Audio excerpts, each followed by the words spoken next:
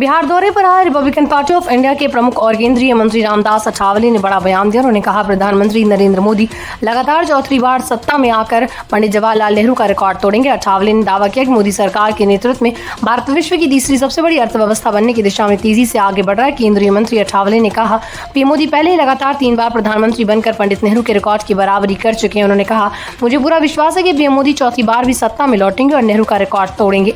मोदी जी के नेतृत्व में देश मजबूत हो रहा है और आर्थिक स्तर पर भी हम लगातार आगे बढ़ रहे हैं।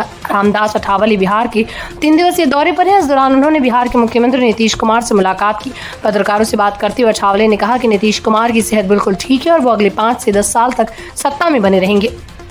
उन्होंने कहा कि आरजेडी और कांग्रेस अफवाह फैला रही कि नीतीश कुमार अस्वस्थ हैं, जबकि उनकी सेहत बिल्कुल ठीक है।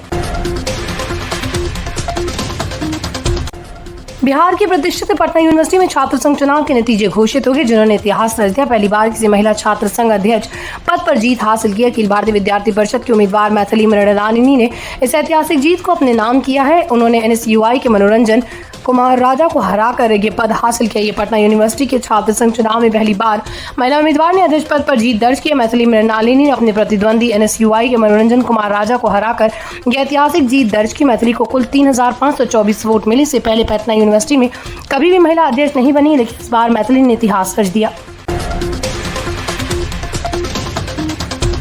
उत्तर प्रदेश के बरेली जिले में ईद के मौके पर सुरक्षा के पुख्ता इंतजाम किए गए। जिले भर में 1359 मस्जिदों और 170 ईदगाहों में नमाज अदा की जाएगी, जिसके लिए पुलिस प्रशासन पूरी तरह से मुस्तैद है। कानून व्यवस्था बनाए रखने के लिए जिले में कुल 2350 पुलिसकर्मियों को तैनात किया गया। संवेदनशील इलाकों में ड्रोन कैमरे से निगरानी रखी जा रही, ताकि किसी भी संदिग्ध गतिविधि पर तुरंत कार्रवाई की जा सके। बरेली पुलिस प्रशासन ने ईद के अवसर पर सुरक्षा व्यवस्था को लेकर कमर कस ली है। जिले में कुल 1359 मस्जिदों और 170 ईदगाहों में नमाज अदा होगी। इसके लिए सख्त सुरक्षा व्यवस्था की। प्रशासन ने 70 inspector, 380 sub inspector, 1700 head constable और 200 महिला कांस्टेबल को तैनात किया। इसके अलावा 800 ग्राम प्रहरी भी सहायता के लिए लगाए गए।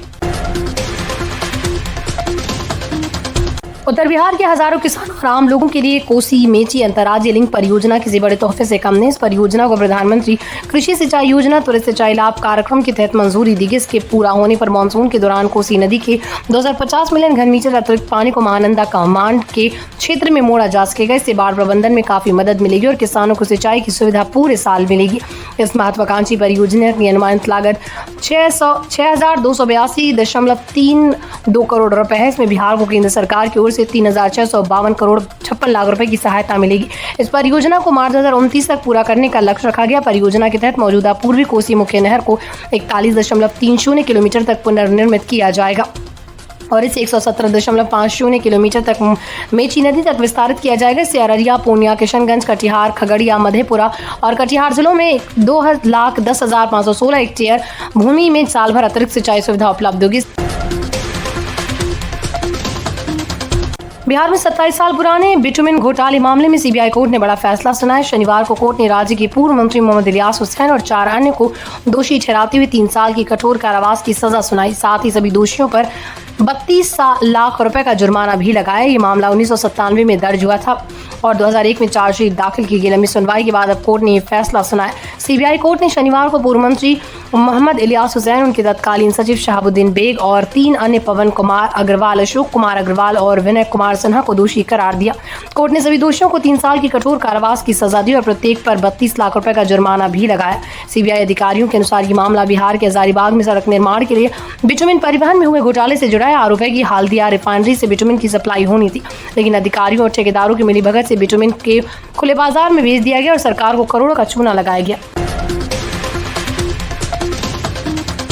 देश के रक्षा मंत्री राजनाथ सिंह ने शनिवार को तमिल रानी वेलु नचियार को श्रद्धांजलि देने के कार्यक्रम में औरंगजेब का महिमा मंडन करने वालों पर निशाना साधा। उन्होंने कहा कि औरंगजेब ने न केवल धर्म के आधार पर भारत के लोगों को विभाजित किया, बल्कि अन्य धर्मों के अनुयायियों पर भी भारी अत्याचार किया। उन्होंने कहा, यह दुर्भाग्यपूर्ण है कि आज देश में कुछ लोग औरंगजेब को अपना आदर्श मानने लगे हैं। रक्षा मंत्री ने कहा कि औरंगजेब जैसे शासक ने धर्म के नाम पर अत्याचार किया और लोगों को विभाजित किया। उन्होंने रानी चेन्नम्मा का जिक्र करते हुए कहा, उन्होंने मराठा राजाओं के साथ मिलकर औरंगजेब जैसे क्रूर शासक का डटकर मुकाबला किया। राजनाथ सिंह ने कार्यक्रम के दौरान भाषा को लेकर डीएमके पर भी हमला बोला। उन्होंने कहा कि भाजपा हिंदी और अन्य भारतीय भाषाओं की रक्षा के लिए प्रतिबद्ध है। उन्होंने जोर देते हुए कहा कि हिंदी और अन्य भारतीय भाषाओं के बीच कोई प्रतिस्पर्धा नहीं, बल्कि उनमें सहयोग की भावना है। मुख्यमंत्री नीतीश कुमार ने आज पटना के छात्रों को विश्व स्तरीय शिक्षा संस्थान का तोहफा दिया। मुख्यमंत्री ने जेवियर यूनिवर्सिटी का भव्य उद्घाटन किया। ये विश्वविद्यालय 36 एकड़ के विशाल परिसर में फैला और शैक्षणिक उत्कृष्टता और अनुसंधान नवाचार के लिए प्रतिबद्ध है। मुख्यमंत्री नीतीश कुमार ने पटना स्थित जेवियर यूनिवर्सिटी का पट्टिका अनावरण कर औपचारिक उद्घाटन किया। इसके बाद उन्होंने विश्वविद्यालय भवन का निरीक्षण किया और वहां की आधुनिक सुविधाओं का जायजा लिया। इस दौरान मुख्यमंत्री ने विश्वविद्यालय के शिक्षकों और छात्रों से मुलाकात कर उनका उत्साहवर्धन किया। जेवियर यूनिवर्सिटी पटना का परिसर 36 एकड़ में फैला हुआ है। विश्वविद्यालय शैक्षणिक उत्कृष्टता के साथ साथ शोध और नवाचार को बढ़ावा देने के लिए समर्पित है। विश्वविद्यालय में विभिन्न विषयों में पाठ्यक्रम उपलब्ध हैं, जिनका उद्देश्य छात्रों को वैश्विक स्तर पर प्रतिस्पर्धा करने और नेतृत्व करने की तैयारी करना है।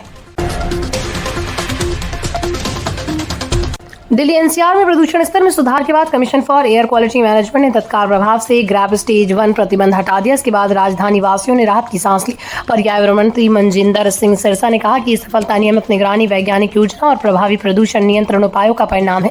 उन्होंने कहा कि प्रयास भविष्य की पीढ़ियों के लिए एक स्वच्छ और बेहतर भविष्य का आधार बनेगा। दिल्ली सरकार ने 2025-26 के बजट में पर्यावरण संरक्षण को अधिक प्रभावी बनाने के लिए बड़ा प्रावधान किया। सरकार ने पर्यावरण और वन विभाग को 506 करोड़ रुपए का आवंटन किया, जबकि प्रदूषण नियंत्रण के लिए 300 करोड़ रुपए निर्धारित किए गए।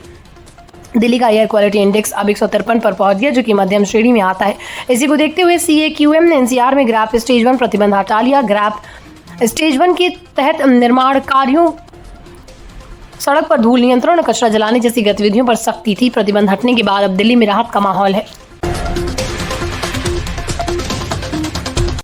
सोशल मीडिया के इस दौर में बॉलीवुड सितारों की बचपन की तस्वीरें अक्सर वायरल होती रहती हैं, जो फैंस का ध्यान खींच लेती है। आज हम आपके लिए कैसी बचपन की तस्वीर लेकर आए, जिसमें एक प्यारी सी बच्ची नजर आ रही है। उसकी मासूमियत और क्यूटनेस देखकर शायद आप उसे पहचान ना पाए, लेकिन ये बच्ची बॉलीवुड की सबसे सफल अमीर अभिनेत्रियों में शुमार है। अगर आप अब भी नहीं पहचान पाए तो बता दें कि दीपिका पादुकोण का बचपन का फोटो है। दीपिका पादुकोण का जन्म 5 जनवरी 1986 को कोपेनहेगन, डेनमार्क में हुआ था। हालांकि उनका बचपन भारत में ही बीता। दीपिका ने अपने करियर की शुरुआत साल 2006 में कन्नड़ फिल्म ऐश्वर्या से की थी। इसके बाद उन्होंने साल 2007 में बॉलीवुड डेब्यू किया। उनकी पहली फिल्म थी ओम शांति ओम, जिसमें वो सुपरस्टार शाहरुख खान के साथ नजर आई। इस फिल्म में दीपिका को डबल रोल मिल गया और उनकी अदाकारी ने खूब सराहा गया। फिल्म की जबरदस्त सफलता के बाद दीपिका ने कभी पीछे मुड़कर नहीं देखा। इंडियन प्रीमियर लीग 2025 की शुरुआत मुंबई इंडियंस के लिए कुछ खास नहीं रही। टीम ने शुरुआती 2 मैचों में लगातार हार का सामना किया। मुंबई ने गुजरात टाइटंस के खिलाफ 36 रनों से हार झेली। इस मुकाबले में टीम ने एक बड़ा बदलाव किया और कप्तान हार्दिक पांड्या ने सीजन में वापसी की। हालांकि बैन के बाद वापसी करते ही पांड्या ने वो पुरानी गलती दोहरा दी, जिसके चलते उन्हें पहले मैच से बाहर बैठना पड़ा। IPL 2025 में मुंबई इंडियंस ने अपना पहला मुकाबला चेन्नई सुपर किंग्स के खिलाफ खेला था। इस मैच में हार्दिक पांड्या टीम का हिस्सा नहीं थे। दरअसल उन्हें पिछले सीजन के अंतिम मैच में स्लोअर रेट के कारण एक मैच को बैन झेलना पड़ा। उस मैच के बाद ही मुंबई IPL से बाहर हो गए थे, जिसके चलते पांड्या को सजा इसी सीजन के पहले मैच में भुगतनी पड़ी।